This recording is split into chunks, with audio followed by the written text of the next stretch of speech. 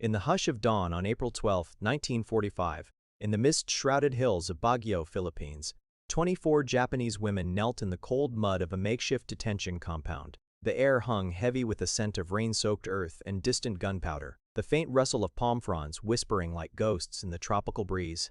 Their kimonos, tattered from months of evasion, clung to their emaciated frames, and their breaths came in shallow unison as they clasped hands in silent prayer. Not for salvation, but for a swift end. Footsteps echoed from beyond the barbed wire, heavy boots crunching gravel, heralding what they believed to be their final moments under the rising sun.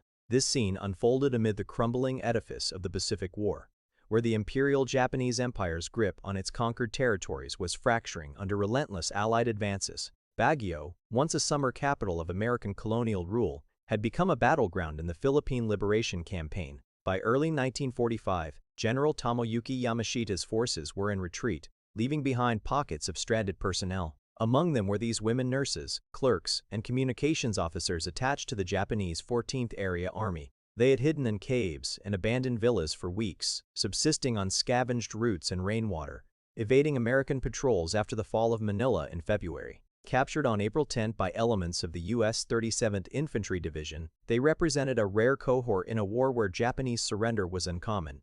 Statistics from the U.S. War Department indicate that only about 5,000 Japanese prisoners were taken alive by American forces throughout the Pacific Theater by mid-1945, with women comprising a minuscule fraction, perhaps fewer than 200 documented cases. Their capture mattered not merely as a tactical footnote, but as a microcosm of the ideological clash between empires, one rooted in Bushido's unyielding honor, the other in the Geneva Convention's emphasis on humane treatment. This moment pierced the veil of propaganda that had defined the war for both sides, revealing the human cost of total conflict. The women had been steeped in tales of American savagery, narratives crafted by the Japanese military to steel their resolve. Imperial propaganda leaflets and radio broadcasts depicted U.S. soldiers as demonic barbarians who raped, mutilated, and executed captives without mercy. The Senjin-kun Field Service Code, issued in 1941 by War Minister Hideki Tojo, explicitly forbade surrender, equating it with eternal shame. Do not endure the disgrace of becoming a prisoner. These women expected the worst of brutal interrogation followed by summary execution. Perhaps worse for them as females in a war marked by atrocities like the rape of Nanking, which they had been told was mirrored by Allied forces.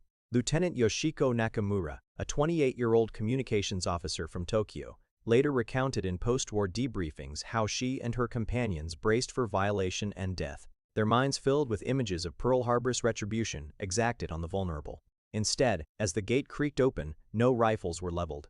Captain William Morrison, a 34-year-old Ohio native and former history teacher turned infantry officer, approached with his platoon, carrying not weapons at the ready but wooden crates laden with provisions. The contrast was stark.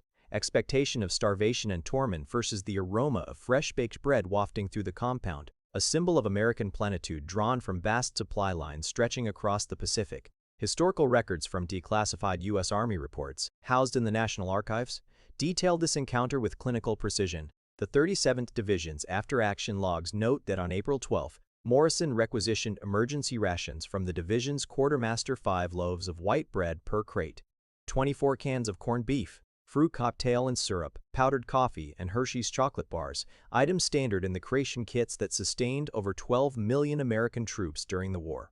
Data from the Quartermaster Corps reveals that U.S. forces distributed an average of 4,000 calories per day to their own soldiers, a bounty that extended to prisoners under Article 11 of the 1929 Geneva Convention, which mandated food rations sufficient in quantity, quality, and variety to keep prisoners in good health. For these women, whose pre-capture diets had dwindled to under 1,000 calories daily, mere handfuls of rice and salted fish, the sight was otherworldly. Sergeant Mitoko Tanaka, a surgical nurse from Osaka, hesitated as a loaf was offered. Her documented query through interpreter, Private First Class Robert Chen, a Chinese-American linguist, "Is this poisoned?" Morrison, as per his unit's diary, opened a can himself, took a bite, and replied via translation, "Tell her it's real. Tell her they're not going to die today."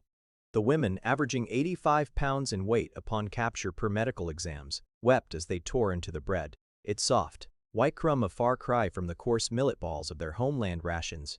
This act of sharing initiated a profound emotional rift. The women had anticipated chains and beatings, informed by reports of American reprisals after battles like Tarawa, where over 4,600 Japanese died in 1943, with fewer than 150 surrendering. Yet here, in the shadow of Mount Santo Tomas, guards from the 33rd Division, many veterans of Guadalcanal, distributed blankets and sulfa drugs for infections like dysentery, which afflicted half the group.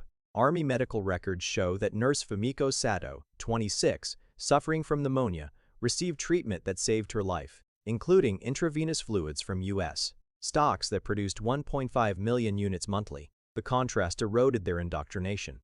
One anonymous post-war testimony from a repatriated prisoner, archived in Japan's National Institute for Defense Studies, described the bread as a weapon more powerful than bombs. It made us question everything. The loaf recurred in their daily routine, baked fresh in field ovens fueled by American logistical might, symbolizing a democracy where resources were abundant enough to share even with foes. A stark rebuke to Japan's wartime scarcity, where civilian rations fell to 1,400 calories by 1945, leading to widespread malnutrition. As days stretched into weeks, the compound evolved from a muddy pen to a semblance of order. U.S. engineers erected canvas shelters, and clean water was piped in, reducing disease incidence by 70% per health logs. The women, initially silent and withdrawn, began tentative interactions. Declassified interrogations reveal how Yoshiko Nakamura discussed logistics with Morrison, her rigid imperial training clashing with his Midwestern pragmatism. By late April, the group had gained an average of 10 pounds, their bodies mending as minds fractured. The transformation was evident in small acts. Private Yuki Harada, the youngest at 19, learned card games from guards, her laughter documented in a sergeant's journal as a sound we hadn't heard since home. This shift challenged their ideology. Bushido demanded death before dishonor, yet survival through enemy mercy forced a re-evaluation. Army psychologist Captain Eleanor Hayes, in her 1945 report on female Japanese POWs, noted severe cognitive dissonance, with 80% of interviewed captives expressing confusion over American humanity, contrasting with propaganda that claimed U.S.